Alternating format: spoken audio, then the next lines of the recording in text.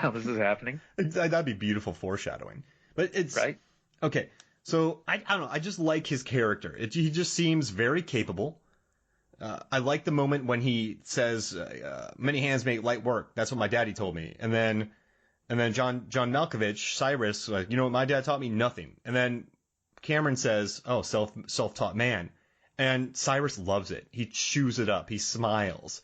So And I want to say, Nicolas Cage's performance in this movie is so good. You often forget that John Malkovich is even in this movie until you start watching it.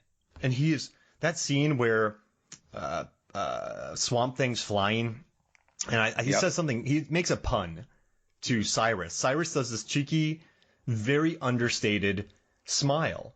It's acting at its finest. Now, we got to do something, and I'm going to interrupt the flow a little bit, but I've been teasing you with something over the last month, right? You have. It's been driving me crazy. So during a Deep Blue Sea podcast for the show, we were talking to somebody, and they were saying that they were going to try to put a Con Air seating chart together, but they failed spectacularly. Like an entire publication, one of the biggest publications in the world, they were like, I don't know, something happened, we just couldn't figure it out. So I was like, oh, well, I'll try.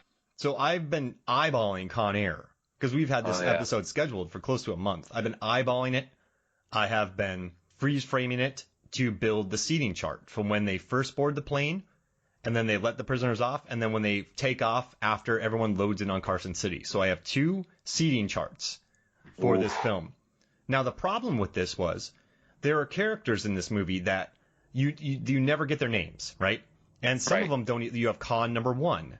And then the toughest thing for me was finding a couple names. So one was Ronald, who's played by Doug Hutchinson of Punisher Warzone fame. But you only see him in 2 shots.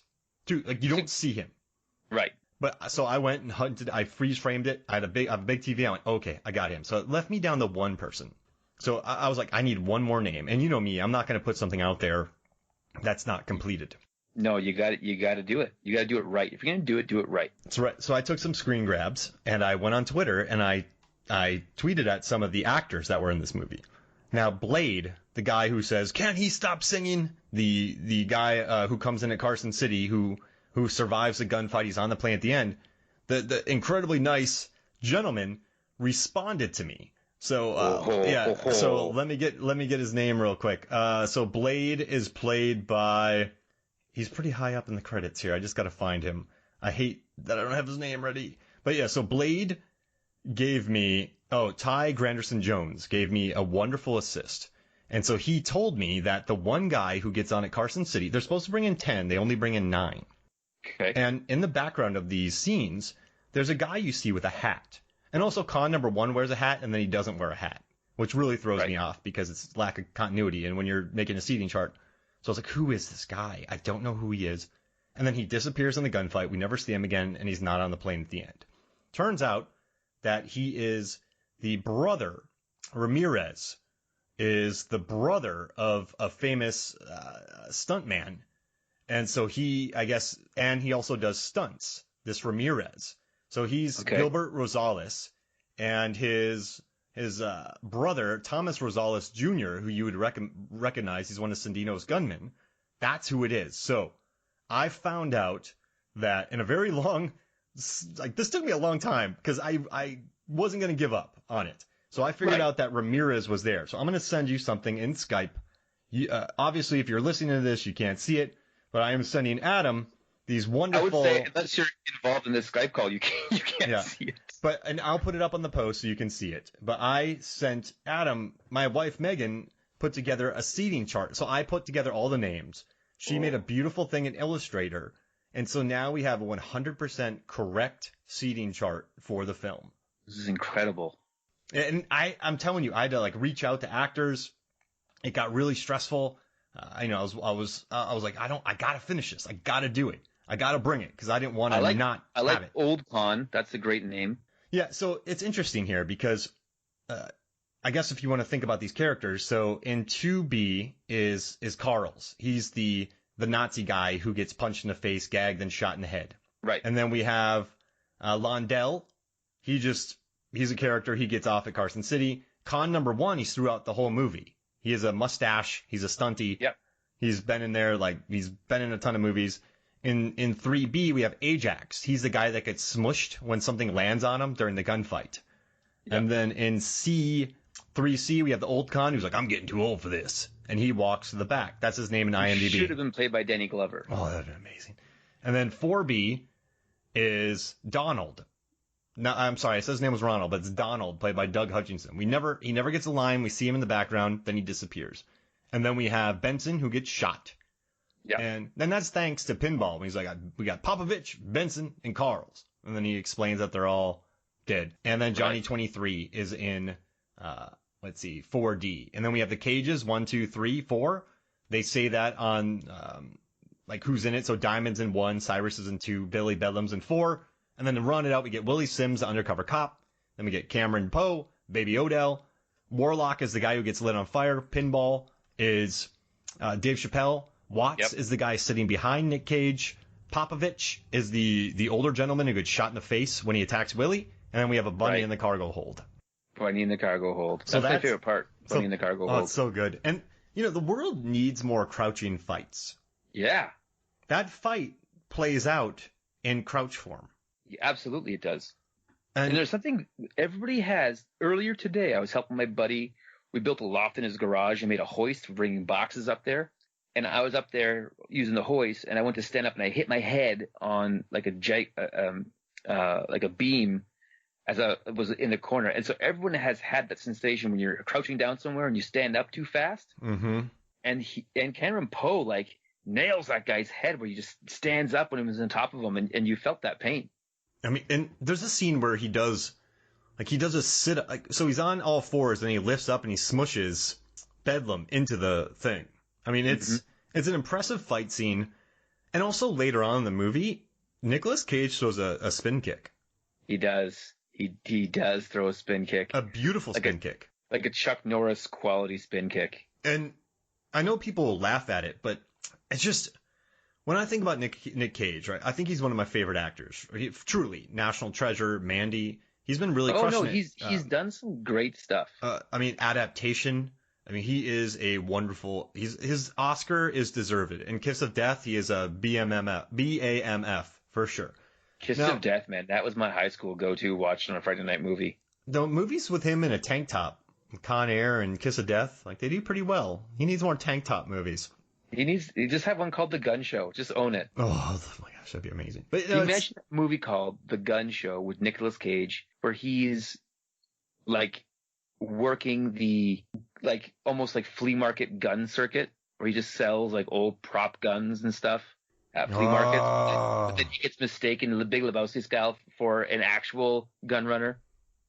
This is amazing. That's the next fantasy movie right there. Gun Show. That's beautiful. That's like my sequel to this, Aircon, where he flies around like a Rocketeer. Oof. Can you find a Rocketeer picture and just put Nic Cage's head on it? I'm not good with Photoshop, so I know that's a big ask. So I've made a number of Rocketeer Photoshops. That's one of my go-to movies, bro. You want to know why? Why? Same director as First Avenger. Oh no, coming back at it. So, oh brother. So this movie, Simon West. I think Michael Bay. When you watch the behind the scenes videos of this, Michael Bay was all over this. But I think Simon West was really good at capturing what this movie needed. And what's interesting? Before he made this movie, he was doing music videos and he did commercials. So he went from Budweiser, and then he just went to get this, Con Air. And then he did The General's Daughter. And then he did Lara Croft Tomb Raider. This dude, he started off pretty hot with those 3 movies because they were events. And, I mean, as a rookie director, I know Michael Bay was there. Does this movie have fat on it? Is there fat on this movie? Is John Cusack necessary? I don't know. I think the relationship between John Cusack and Chief O'Brien is my favorite relationship in the movie. Oh wow, I love it. I can't get enough of it. I love that Joan Cusack is in this movie. Yeah, that's great. She just gets a payday with him, and he hates this movie. Cusack. He's like, yeah, it sucks. Yeah. So I guess not hate. That's a strong word. But he's like, yeah, I don't like it. He's like, I do Con Air to make these movies. So I do a studio picture to make these movies. He's like, they're not good. So, but you know about Danny Trejo in this movie, right? So what was Danny Trejo in this movie? So when asked by Kevin Smith, who's like the toughest guy in Hollywood, Danny Trejo's Oh, response was John Cusack. yeah. Because it's not about how tough you are, it's about that killer instinct in your eye. And he says there's something crazy about that guy's eyes. These people that corner you, these large people, they have those eyes. Yeah, they got those Cusack eyes. I do love that quote, by the way. And I mean, he's been in so many prisons that I mean, he knows what he's talking crazy. about. He knows tough. Yeah.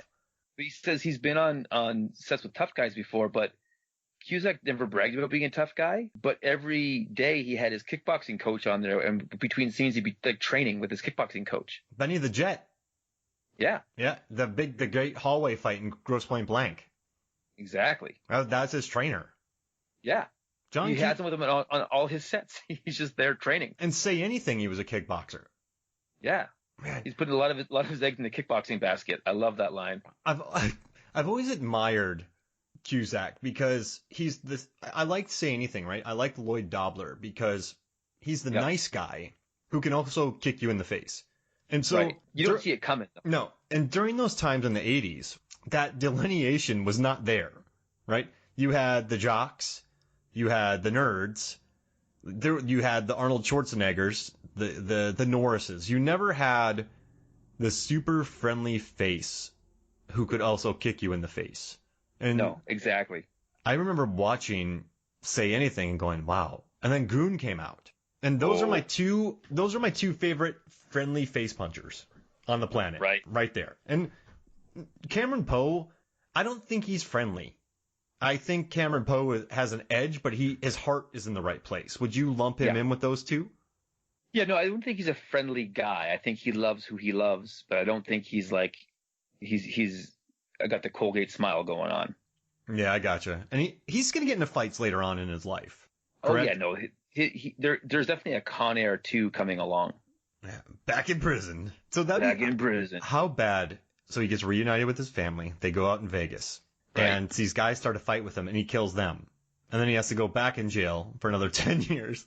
No, the story is on his daughter's prom night, someone tries to get handsy with her. Oh, so he faces off the kid. Just say it. Yeah, no, he's clearly up late. He's waiting for this kid to come home, and then they're in the car, and he's like, and she says no, and he won't stop, and all of a sudden, Dad rips him out of the car, Taken style, palm strikes him in the nose because that's his move, gets put back in prison, and this whole thing, Con Air, comes on, right? If I'm the judge, I'm going to say to him, Con Air 2, Back on Track, and it's on a train. Oh, so it's like Under Siege on a boat than on a train. Right. Wow. Man, it's like Snowpiercer meets Under Siege 2. Yes. Now, I always said that as much as I love Con Air, I think it could have almost been better if it was made in 1986 instead of 1996. That's interesting. How so? How come? Well, I think the cast would be different. And so I would love to see in the Cameron Poe role, it would be Chuck Norris as right? Check this out. You're going to love this. As the Cyrus the Virus role, it would be Dolph Lundgren. Yes. Right? To have that kind of play off each other. Mm-hmm. And then in the John Cusack role, it would be Dirk Benedict from the A-Team. So would this be rated R? Oh, in the 80s, hard R. Yeah, man. There would be 400 passengers on the plane, though, and Chuck would kill most of them. Right. And the Johnny 23 would be played by Enzo from Lethal Weapon. Oh, I love it. Let's see. Gary Busey could be Swamp Thing. Yep. Easily he could be Swamp Thing.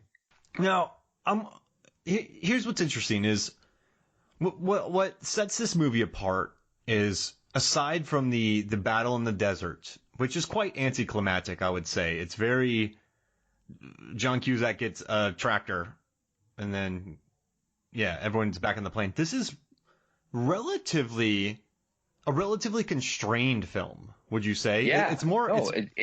It's character led.